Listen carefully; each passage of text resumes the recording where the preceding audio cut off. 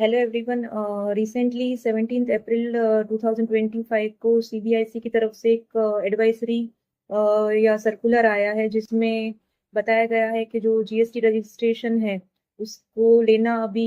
Easy हो जाएगा। कि काफ़ी ज़्यादा जो टैक्स पेयर्स है या जो भी मतलब जीएसटी रजिस्ट्रेशन के लिए अप्लाई करते हैं, उनको काफ़ी ज़्यादा डिफिकल्टी आती थी कि उनकी जो जीएसटी रजिस्ट्रेशन की एप्लीकेशन है जल्दी से जल्दी अप्रूव नहीं होती थी। तो सीबीआईसी ने कल ही एक सर्कुलर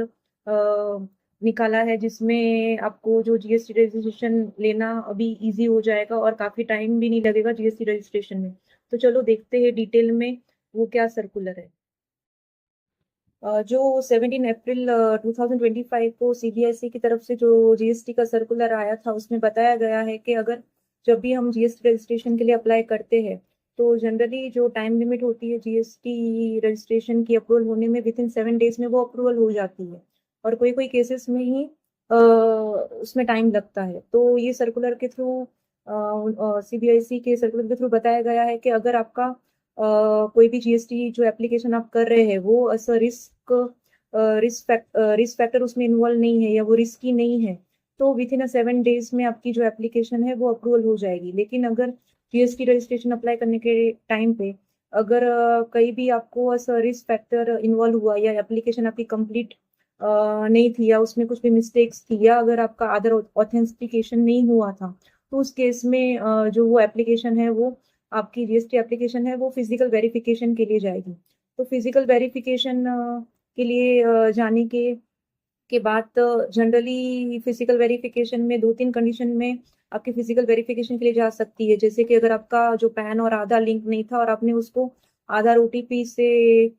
वेरीफाई नहीं किया था और एआरएन नंबर वगैरह जनरेट नहीं हुआ था, तो उस केस में भी फिजिकल वेरिफिकेशन के लिए जा सकती है। सेकेंड कंडीशन में कि अगर सपोज आपका एक ही पैन बेस पे आपके बहुत सारे जीएसटी नंबर आपने ऑलरेडी लिए हुए हैं, और उस केस में अगर आपकी एप्लीकेशन उनको ऑफिसर को रिस्की लग रही है, तो भी वो फिजिकल वेरिफिकेशन के लिए आपको नोटिस वगैरह सेंड कर सकते हैं। तो फिजिकल वेरिफिकेशन जैसे ही आता है, तो फिर जो भी मतलब ऑफिसर है उनको अपने हायर अथॉरिटी से अप्रूवल लेना पड़ता है, तो ही वो फिजिकल वेरिफिकेशन के लिए जा सकते हैं। And physical verification with in 30 days में उनको अभी से करना रहेगा। तो ये टाइम लिमिट 30 डेज की उसमें मेंशन की हुई है, और उनको जो भी अपनी फिजिकल वेरिफिकेशन में जो भी रिपोर्ट है वो विथ इन 30 डेज में कंप्लीट करके सबमिट करनी पड़ेगी। तो विथ इन 30 डेज का जो टाइम लिमिट दिया हुआ है, उसमें एटलीस्ट 5 डेज प्रायर पे उन्हें अपनी जो भी फिजिकल वेरिफिकेशन की जो भी रिपोर्ट है वो वहाँ पे जाके सबमिशन करना रहेगा। तो अभी से अगर आपका कुछ भी अगर जीएसटी एप्लीकेशन अगर आपने अप्लाई किया है और अगर वो हाई रिस्क फैक्टर में जाता है, तो फिजिकल वेरिफिकेशन होगा, और physical verification with in 30 days कैसे भी करके ऑफिसर को कंप्लीट करना रहेगा, और 30 डेज से ज़्यादा डिले नहीं हो पाएगा। और फिजिकल वेरिफिकेशन के टाइम पे जो ऑफिसर है उससे मतलब काफ़ी सारी चीज़ों का ध्यान में रखना पड़ेगा। जैसे कि अगर उन्हें वो स्पेसिफिक रिपोर्ट में बताना पड़ेगा कि आपकी जो प्लेस ऑफ बिजनेस है वो एक्सिस्टेंस में है या नहीं। और अगर नॉन एक्सिस्टेंस में अगर वो प्लेस ऑफ बिजनेस है, तो उससे मतलब वो लोकेशन वगैरह वहाँ पे ट्रैक करना पड़ेगा, उससे एफर्ट करना पड़ेगा कि उसका जो मतलब जीएसटी एप्लीकेशन में जो मतलब लोकेशन दिया था वो वहाँ पे एक्चुअली में अवेलेबल है कि नहीं। फिर जो भी डॉक्यूमेंट्स वगैरह अपलोड किए थे रिलेटेड टू बिजनेस प्लेस के रिलेटेड, तो वहाँ पे जाके उनको जीपीएस के थ्रू वो साइट फोटोग्राफी और अदर डॉक्यूमेंट्स वगैरह भी अपलोड करने रहेंगे। और अगर कोई सपोज एआरएन अगर जो असाइन किया हुआ है फिजिकल वेरिफिकेशन के लिए और वो डिफरेंट जुडिशरी को बिलोंग करता है, तो सेम इमीडिएटली उनको रिपोर्ट करना पड़ेगा और रीअसाइन करना पड़ेगा जो कंसर्न ऑफिसर है उस जुडिशरी का। तो ये सब फिजिकल वेरिफिकेशन के टाइम पे उनको ये सब चीज़ें जो ऑफिसर है उनको ध्यान में रखना ज़रूरी है। वैसे करके क्या होता था कि काफ़ी टाइम पे जब हम जीएसटी एप्लीकेशन करते थे, तो जो ऑफिसर है अननेसेसरी ही एप्लीकेशन में क्वेरीज वगैरह रेस कर देते थे,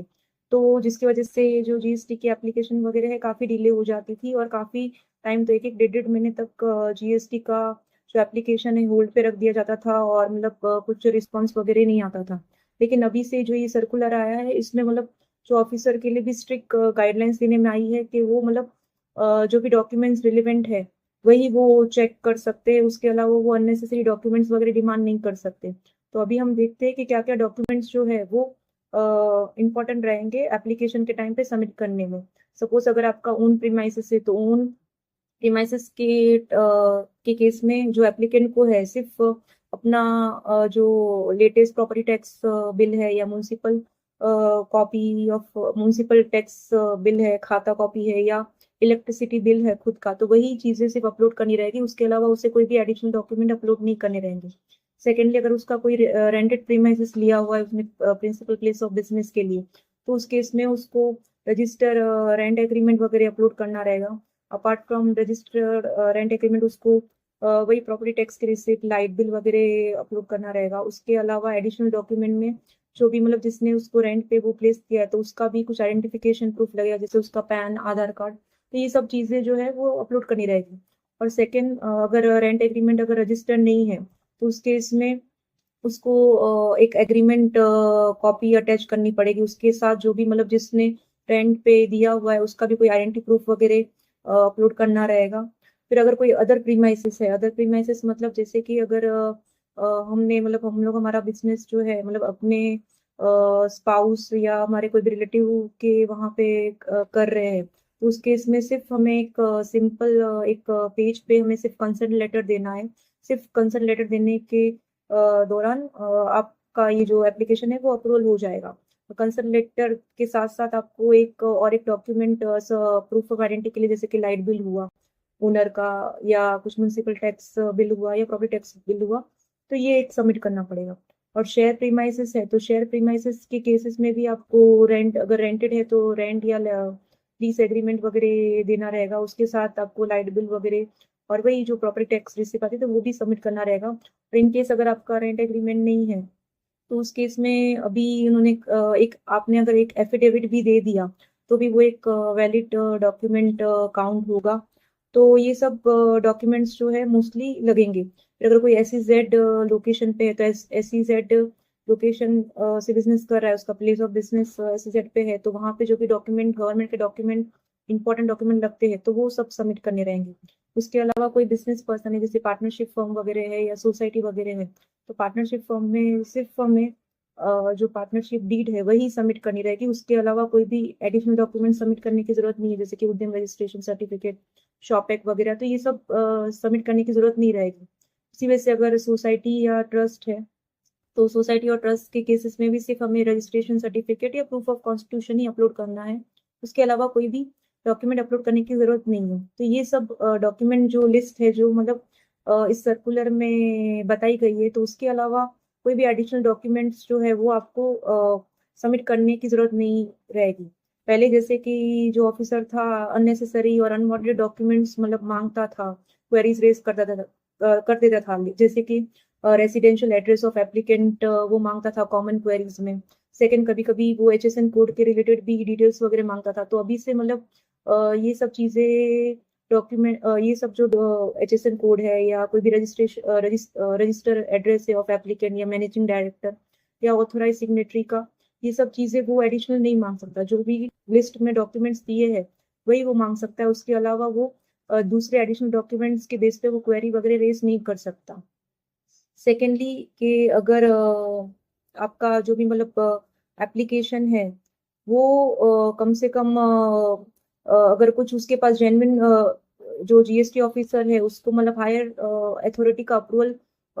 लगेगा, अगर उसने एडिशनल डॉक्यूमेंट्स वगैरह जो भी मतलब डॉक्यूमेंट्स अपलोड किए हैं वो अगर उसके पास हमने जो डॉक्यूमेंट्स अपलोड किए हैं वो अगर उसको एडिशनल कोई डॉक्यूमेंट्स चाहिए तो उसको हायर अथॉरिटी का अप्रूवल वगैरह लेना पड़ेगा, तो ही हमसे वो एडिशनल डॉक्यूमेंट्स वगैरह मांग सकता है वैसे करके।